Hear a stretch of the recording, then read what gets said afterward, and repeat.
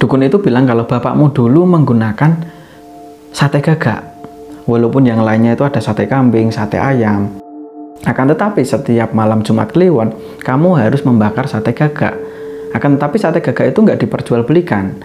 Jadi ketika malam Jumat Kliwon itu kamu melakukan ritual sate gagak itu, dan sate itu dibuang gitu aja, dibuang di belakang rumah, yang nantinya di warungmu itu akan laris gitu loh. Jadi sekitar 2 jam, jadi jam 11 malam gitu ya, kurang lebih jam 11 malam lah. Akhirnya putri itu menghembuskan nafas terakhirnya. Jadi putri ini meninggal dunia dengan sekujur tubuhnya itu berwarna hitam.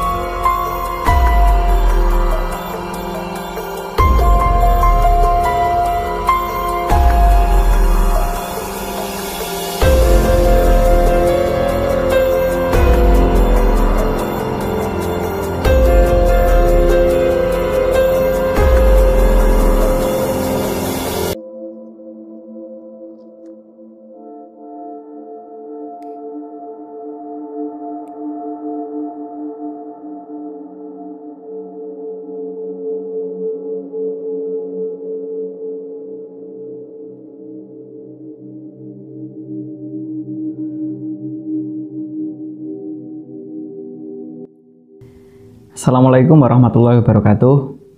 Selamat datang di Mr. Manyun. Terima kasih udah ngeklik video ini, dan terima kasih juga buat teman-teman yang udah ngedukung Mr. Manyun. Terima kasih buat kalian yang udah nyempetin komentar dari setiap video-video yang ada di Mr. Manyun. Semoga kalian semua selalu diberikan kesehatan dan dilancarkan rezekinya. Amin ya rabbal alamin. Pada kesempatan kali ini aku akan menceritakan tentang seseorang yang dulu dia pernah melakukan ritual, akan tetapi ritual tersebut bertujuan untuk memanggil arwah bapaknya yang sudah meninggal. Kejadiannya itu kurang lebih 17 tahun yang lalu. Jadi di salah satu daerah ada seseorang namanya Heri. Heri ini dari kecil anaknya itu terkenal bandel sekali. Bahkan ketika dia beranjak remaja, kurang lebih usianya 17 tahun, dia sudah mengenal yang namanya mabuk-mabukan. Karena lokasi rumahnya itu di pinggiran kota, hampir setiap malam Heri ini keluyuran gitu ya, keluar rumah, nongkrong bareng teman-temannya, yang rata-rata teman-temannya itu anak yang putus sekolah gitu. Walaupun waktu itu Heri masih kelas 1 SMA, jadi Heri ini anak kedua dari pernikahan Pak Broto sama Bu Broto, yang waktu itu dari segi finansial gitu ya, mereka itu bisa dikatakan orang kaya gitu loh. Bahkan Pak Broto ini dari sisi agama itu juga sangat terpandang gitu. Nah, Pak Broto itu punya usaha warung sate yang saat itu dia punya 2 cabang di daerahnya. Jadi melihat anaknya yang seperti itu kelakuannya, jadi Heri ini beda sama kakaknya gitu ya. Kakaknya itu waktu itu sudah jadi sarjana, akan tetapi Heri itu udah dikasih tahu gitu ya, insya Allah bapak itu mampu kalau nyekolahin kamu sampai ke perguruan tinggi, sampai S2 bahkan gitu. Insya Allah bapak mau gitu. Tapi ya mau gimana lagi, udah dikasih tahu, dinasehati mental gitu. Jadi kalau bahasa Jawane iki mlebu kuping tangan metu kuping kiwa gitu, si Heri ini. Nah, pada akhirnya betul ketika sudah mengenal sama anak-anak yang putus sekolah seperti itu, akhirnya Heri SMA-nya nggak tamat. Dia cuma sampai kelas 2 SMA. Nah, ketika dirasa Heri udah semakin bebas gitu ya, karena nggak ada ikatan pendidikan, nggak ada ikatan sekolah gitu. Hampir setiap hari ya, nggak malam nggak siang, dia keluar rumah, keluyuran, nongkrong gitu. Dan pulang-pulang itu udah bawa alkohol sambil minta uang sama bapaknya. Jadi beda banget. Kakaknya ini penurut gitu. Jadi setiap ada waktu senggang gitu, kakaknya selalu pergi ke warung untuk bantuin bapaknya, entah itu bakar sate, entah itu nganterin pesanan ke konsumen gitu. Akan tapi beda halnya sama adiknya yang bernama Heri ini. Heri itu ya kayak gitulah intinya. Pokoknya main terus itu. Bahkan mampir ke warung itu cuma minta uang. Nah, singkat cerita, kurang lebih usianya 24 tahun si Heri ini. Heri mengenal perempuan yang ada di daerahnya, namanya itu Maya. Maya itu salah satu perempuan yang cantik gitu ya di daerahnya waktu itu. Bahkan pemuda-pemuda yang ada di situ waktu itu pengen sekali gitu ya meminang terus jadi pacarnya gitu, akan tetapi kalah set gitu ya kalau bahasanya, karena Harry ini walaupun dia nggak tamat SMA, akan tetapi Harry memang anak orang kaya gitu kan, jadi modal untuk PDKT itu lebih mudah itu loh ketimbang teman-temannya yang lain waktu itu. Nah ketika sudah mengenal yang namanya Maya kurang lebih 2 bulan, akhirnya mereka itu pacaran dan kurang lebih sekitar 1 tahun. Pak Broto itu bilang sama Harry kalau ya udah kamu nikah aja sama si Maya. Bapak malu, banyak sekali tetangga-tetangga yang bilang kalau setiap hari kok banyak yang melihat kamu gitu di luaran sana nongkrong terus sama si Maya itu, dan hubunganmu itu udah kayak lengket seperti itu, daripada menimbulkan maksiat, menimbulkan fitnah, kamu nikah aja deh gitu. Ya jelas malu lah, karena dari segi agama memang sangat terpandang gitu ya Pak Broto. Waktu itu walaupun Harry itu belum ada pegangan hidup gitu ya untuk berumah tangga, karena Harry itu orangnya sangat pemalas dan setiap hari main, jadi dia itu nggak kerja. Nah ketika dia sudah menikah, akhirnya Maya ini yang bekerja karena Maya merasa malu. Wah ngapain sih kita udah berumah tangga kok suamiku masih minta uang sama kedua orang tuanya gitu. Nah waktu itu Maya diizinkan gitu ya sama si Harry untuk kerja di salah satu perusahaan. Akan tetapi nggak tahu kenapa waktu usia pernikahannya itu 3 tahun, Maya itu hamil, dan hamilnya cuma 3 bulan karena mengalami keguguran, entah kecapean entah apa gitu ya. Harry sangat marah gitu ya waktu itu, karena merasa wah udah penantian 3 tahun giliran kamu hamil kok malah keguguran. Jadi Maya ini dimarahin gitu loh habis-habisan. Nah setelah keguguran seperti itu, akhirnya Maya itu disuruh nggak kerja gitu ya, atau di rumah aja. Ya udah dek kamu di rumah aja gitu. Nah terus mau gimana, kita makan dari apa itu loh? Nggak apa-apa, tenang aja, nanti aku tak minta bapak gitu loh. Itulah jawaban Harry waktu itu. Nah jadi gimana ya, Maya sebenarnya menyesal menikah sama yang namanya Harry, tapi ya mau gimana lagi karena udah jadi pilihannya gitu kan. Walaupun dia anak orang kaya, yang jelas istilahnya nggak patut lah ketika udah berumah tangga sendiri kok masih nodong gitu ya, atau minta uang sama orang tuanya gitu.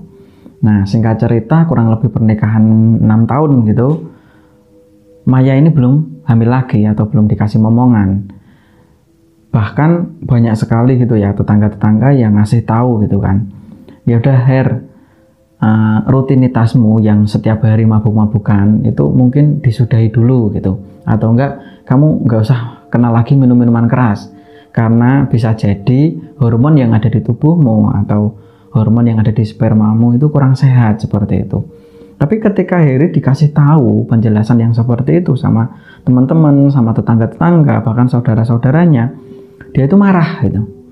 Wah enggak lah, kalau memang udah jatahnya hamil ya hamil aja. Walaupun dalam hatinya Harry sendiri itu wah malu sama teman-temannya, masa teman-temannya udah pada punya momongan aku belum gitu kan. Nah singkat cerita kurang lebih usia pernikahan 7 tahun, Pak Broto sama Bu Broto itu selang 40 hari gitu ya. Pertama Pak Broto itu meninggal dunia, yang waktu itu cuma sakit itu cuma seminggu gitu ya, sakit seminggu, akhirnya Pak Broto meninggal. Dan di hari ke-40 harinya Pak Broto disusul sama ibunya, yaitu Bu Broto. Bu Broto juga meninggal dunia. Nah melihat yang seperti itu, akhirnya Harry itu stres gitu ya, ngedrop. Waduh aku uangnya minta siapa lagi, bahkan untuk mau usaha, mau kerja juga dia nggak punya skill gitu loh, karena rutinitas Harry itu ya mabuk-mabukan, nongkrong gitu di pasar, di terminal gitu. Nah akhirnya kurang lebih 3 bulan banyak sekali barang-barang peninggalan dari bapaknya itu dijual sama si Harry. Walaupun sebenarnya kakaknya Harry sendiri, wah kamu gimana sih Her, dulu bapak itu mulainya itu merintis dulu gitu ya, atau sebelum jadi orang kaya itu bapak itu dari nol. Kenapa giliran bapak sudah punya, sudah kaya, kamu kok tinggal menikmati aja, kamu nggak mau istilahnya udah perkosa dulu lah kalau bahasa Jawanya. Tapi ya mau gimana lagi, malah kakaknya ini dimarahin sama Harry. Nah setelah kurang lebih 6 bulan setelah itu udah habis-habisan gitu ya, yang ada cuma rumah gitu kan.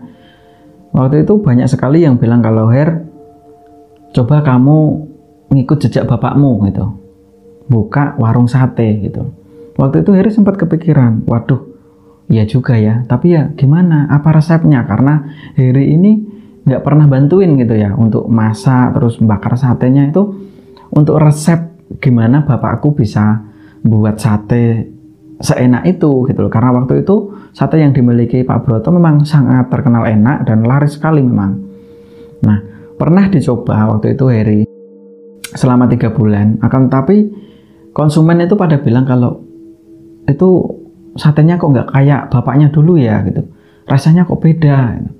Nah, lambat laun ketika udah 3 bulan gitu ya, akhirnya nggak ada lagi orang yang beli sate atau di warungnya si Heri ini gitu. Nah, akhirnya Heri itu ya ngedrop lagi seperti itu karena memang nggak ada penghasilan, asetnya udah mulai berkurang lah seperti itu. Dan kakaknya sendiri karena udah dimusuhi, jadi hubungan persaudaraannya tuh udah mulai renggang gitu sama kakaknya. Walaupun kakaknya waktu itu masih berkecimpung di dunia akademik gitu ya, entah jadi dosen, entah jadi apa waktu itu. Yang jelas Heri ini kelabakan sendiri gitu. Nah, akhirnya Heri ini memutuskan untuk mencari seorang dukun. Yang waktu itu ada seorang dukun yang bilang kalau ya udah gini Mas, kita panggil arwah bapakmu aja untuk menanyakan resep masakannya atau resep sate yang dulu pernah bapakmu buat gitu. Waktu itu Heri sampai, wah ya betul mbah gitu kan, ayo kapan kita melakukan pemanggilan arwah tersebut gitu. Saking senengnya Heri gitu kan. Akhirnya dukun itu bilang kalau ya udah gini Her, besok ketika malam Kliwon, entah itu Selasa Kliwon, entah Jumat Kliwon, dan waktu itu memang kebetulan Jumat Kliwon, kita melakukan ritual yang di situ syaratnya harus istilahnya memakai burung gagak terus dibakar seperti itu, dibakar seperti di sate lah seperti itu. Yang nantinya kata si dukunnya gitu kan, itu arwah bapakmu akan datang ketika sudah dibakar sate gagak itu gitu. Nah, nanti kita komunikasi sama bapakmu gitu atau arwah bapakmu. Heri ya percaya aja gitu sama sang dukun itu. Akhirnya ketika malam Jumat Kliwon kurang lebih sekitar jam 12 malam. Jadi di belakang rumahnya Heri itu diadakan kayak ritual itu ya, yang sudah disediakan waktu itu ada 2 burung gagak yang udah ditangkap gitu ya malam kemarinnya. Nah, ketika proses ritual tersebut, nggak tahu kenapa tiba-tiba Heri ini merasa takut sekaligus istilahnya pikirannya itu pokoknya nggak karuan. Yang jelas dukun itu melakukan ritual, nggak tahu kenapa tiba-tiba bukan sosok arwah bapaknya, akan tapi yang datang malah genderuwo. Jadi Heri itu melihat gitu ya, karena memang duduknya itu di belakangnya sang dukun. Dukun itu cuma bilang kalau ini ada anak, dulu bapaknya itu pernah sukses punya warung sate, dan anaknya ini nggak pernah atau nggak tahu resepnya. Tolong untuk masa depan anak ini caranya gimana gitu.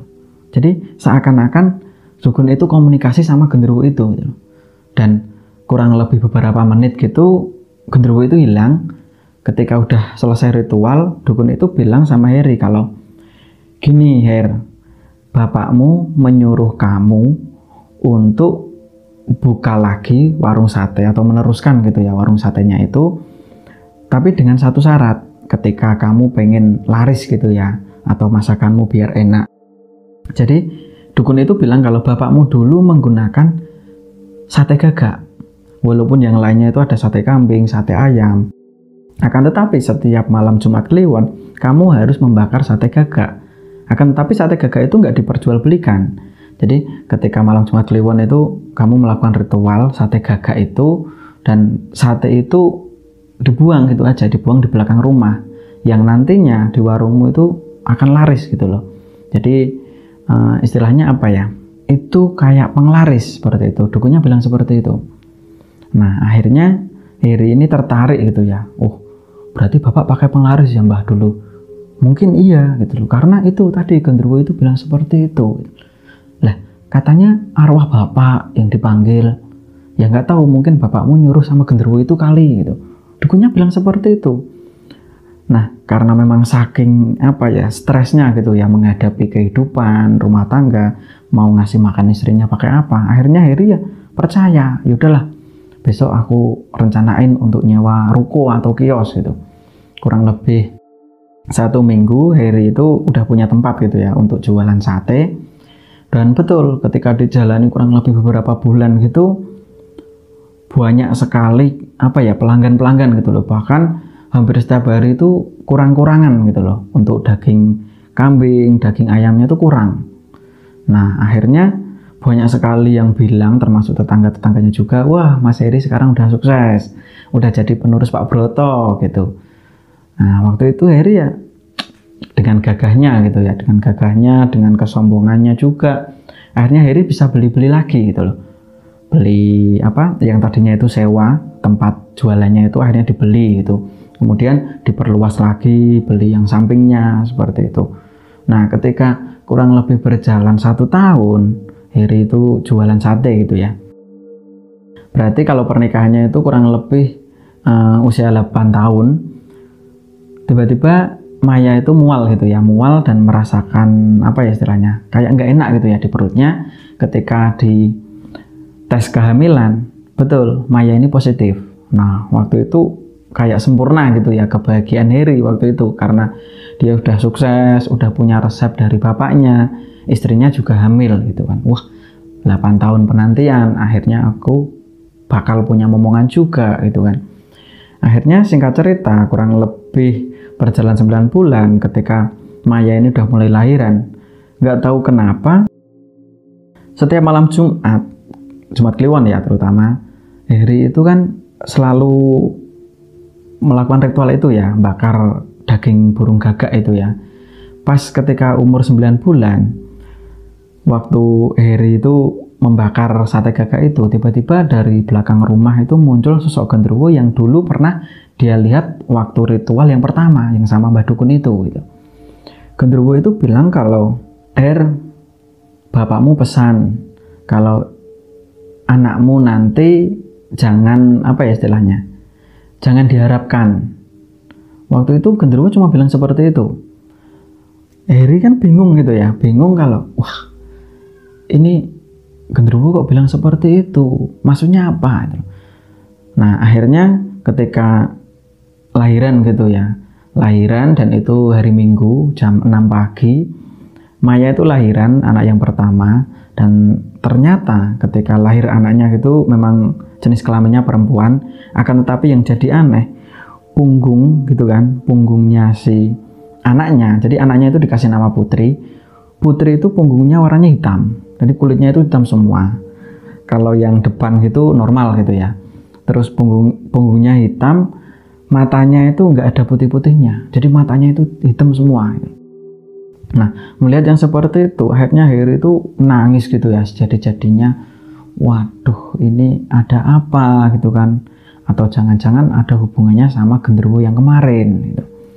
Nah, setelah dipikir-pikir terus dikasih obat, dikasih istilahnya dibawa ke sana sini lah, dibawa ke dokter sana, ke dokter B, ke dokter C. Yang jelas Putri ini punya kelainan lah, nggak sama seperti bayi-bayi pada umumnya.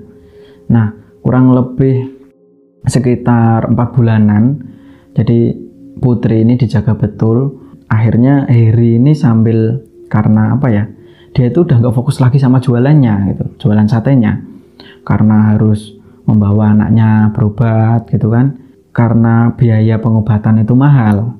Heri ini lambat laun juga ngejual asetnya lagi gitu untuk pengobatan si Putri ini.